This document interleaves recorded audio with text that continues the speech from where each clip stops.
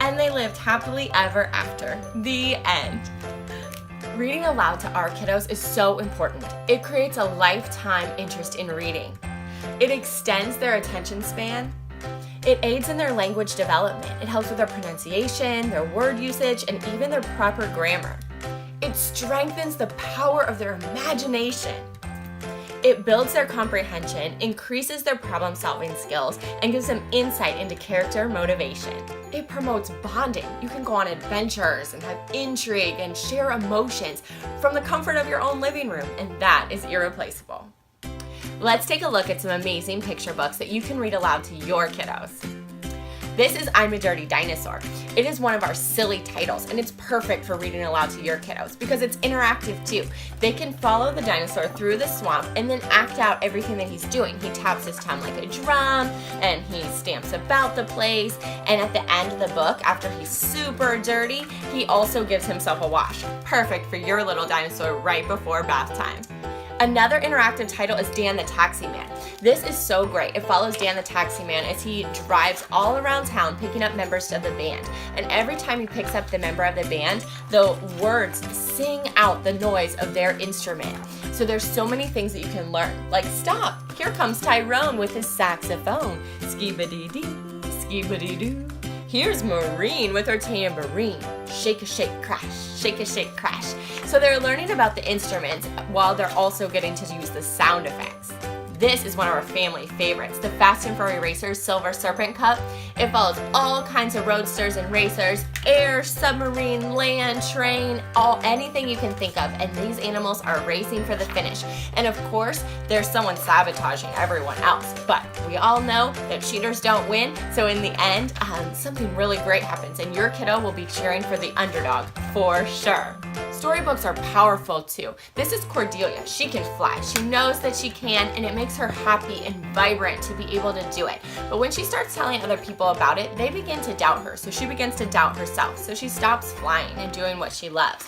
But it takes all of her color away, and she's so sad that she decides, you know what, I'm not going to let other people change me. I'm going to do what I love anyway. And she takes off flying and does what she loves, and it brings all of her color and vibrancy back. It's an amazing title about believing in yourself and doing what you are meant to do.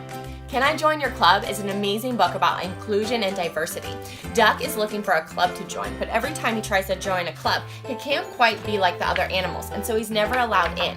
So he ends up forming his own club, and then he's faced with a choice. Is he going to let Tortoise into his club?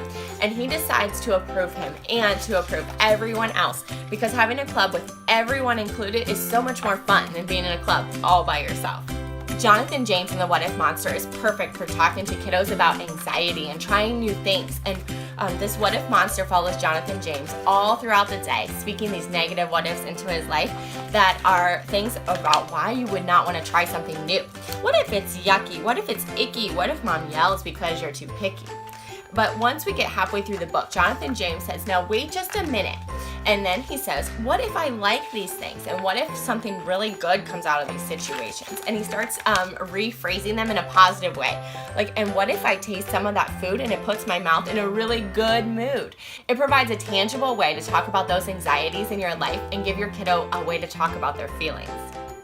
Reading aloud is super fun, especially with classic fairy tale books. We have so many to choose from. I just love their modern illustrations along with that classic story that you're used to that really gets kiddos to fall in love with the stories that you grew up listening to. Speaking of fairy tales, here's a really fun way to introduce fairy tales to your kiddos. This is Nibbles the Book Monster. He likes to eat books. And he nibbles his way into a library and into all of these classic fairy tale books. And you can see there's cutouts and flaps. He eats his way into Goldilocks and the Three Bears or Little Red Riding Hood and becomes the star of the book. She is not at all thrilled. Or Jack and the Beanstalk until he finally ends up back in his book and you shut the door. But spoiler alert, he might be loose in your library. It's just such a fun, interactive title and a great way to introduce fairy tales to your kiddos. Maybe you're looking for something a little bit more advanced or with more words. Billy and the Mini Monsters is a great option for you. These are chapter books, but they are written in like a graphic novel format, so they have illustrations on every single page. And there's word art and just fun, silly things that happen as the monsters try to be helpful, but they're always getting into mischief of one kind or another. I cannot wait to hear what you read with your kiddos next.